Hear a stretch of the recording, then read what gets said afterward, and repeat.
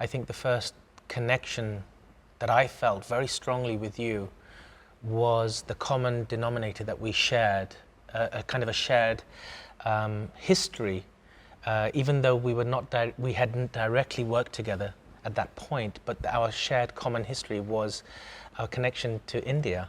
Yeah, absolutely. And the fact that we were both 1 foot in and 1 foot out. Yeah, definitely, yeah. And I remember connecting with you in a very strong way. Do you have a strong memory yourself of India, and what would that be? Well, first of all, I remember meeting you as well. Yeah. But actually, when you say 1 foot in, one foot out, I remember your incredible footwork as a Kathak dancer, which was the first time I met you. And actually, I remember, in India, I travelled there many times, and I remember seeing Birju Maharaj perform at the Qutb Minar, which was an incredible thing. But my first memory, which really strikes me, was when I was about 8 years old, and I was a savala at my uncle's wedding, which is almost like a mascot, and I was riding on a white horse with my uncle behind me, and we were going through the village, and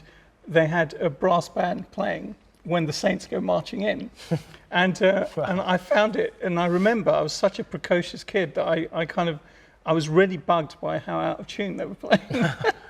And I remember saying to my uncle, they're playing really out of tune, and he couldn't understand why I was bothered. And then I literally started crying because I was playing a lot of piano at the time, and I got really upset by the brass band.